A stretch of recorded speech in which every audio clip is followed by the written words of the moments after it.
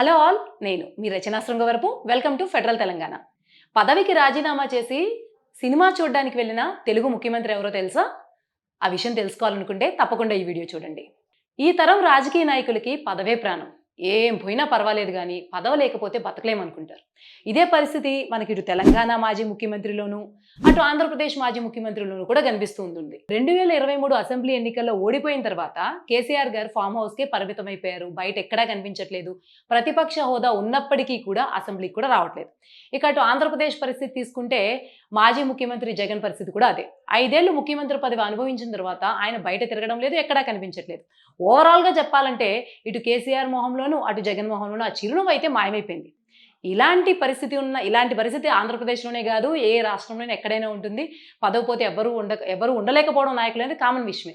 కానీ ఇటువంటి తెలుగు రాష్ట్రంలో ఒకప్పుడు ఒక ముఖ్యమంత్రి ఉండేవారు. ఆయనకు కూడా ఇదే పరిస్థితి వచ్చింది. పదవికి రాజీనామా చేయాల్సొచ్చింది. కానీ ఆయనేం కృంగిపోలేదు. తర్వాత జనాల్ని ఫేస్ చేయాలంటే భయపడలేదు. ఇవేమీ చేయలేదు. ఆయనేం చేశారో తెలుసా? హాయిగా భార్యతో కలిసి సంతోషంగా సినిమాకెళ్లారు. ఆ ముఖ్యమంత్రి ఎవరో తెలుసా? దామోదరం సంజీవయ్య. దామోదరం సంజీవయ్య 1960 జనవరి 11న ఉమ్మడి ఆంధ్రప్రదేశ్‌కి ముఖ్యమంత్రి అయ్యారు. ఆయన ముందున్నటువంటి ముఖ్యమంత్రి నీలం సంజీవరెడ్డి. ఆయన ఎందుకు రాజీనామా చేయాల్సొచ్చిందంటే, ఆయన అధికారంలో ఉన్నప్పుడు ఈ ప్రైవేట్ బస్ రూట్‌లు ఏవైతే ఉన్నాయో వాటిని కొన్నిటిని ఆయన జాతీయపరం చేశారు. దాంతో అది పెద్ద లీగల్ ఇష్యూ అయింది. ఈ ప్రైవేట్ బసెస్ వాళ్ళు కోర్టుకి వెళ్ళడము, సుప్రీం కోర్టు కొంత ఈయనకి వ్యతిరేకంగా వ్యాఖ్యలు చేసింది. దాంతో ఆయన బాధపడి పదవికి రాజీనామా చేశారు. అయితే ఆయనకి నెహ్రూ తర్వాత ఏఐసీసీ అధ్యక్షుడిగా పదవి ఇచ్చారు. అది వేరే విషయము. ఇక ఎవరైనా సరే ముఖ్యమంత్రిగా అలా లేనప్పుడు, పరిస్థితి ఏర్పడినప్పుడు రాజకీయాలు మొదలవుతాయి గదా! ఇక ఆంధ్రప్రదేశ్‌లో కూడా ఈ ముఖ్యమంత్రి పదవి కోసం కీచులాటలు మొదలయ్యాయి. ఇక ఆ సందర్భంలో నెహ్రూ ఎటువైపు, ఏ వర్గం వైపు కూడా సమర్థింపు లేకుండా ఒక న్యూట్రల్‌గా ఉండేటువంటి దామోదరం సంజీవయ్యని ముఖ్యమంత్రిగా ఎన్నుకున్నారు. ఆయన 1962 దాకా 2 ఏళ్లు ముఖ్యమంత్రిగానే ఉన్నారు. తర్వాత అసెంబ్లీ ఎన్నికల్లో కూడా పార్టీని గెలిపించారు.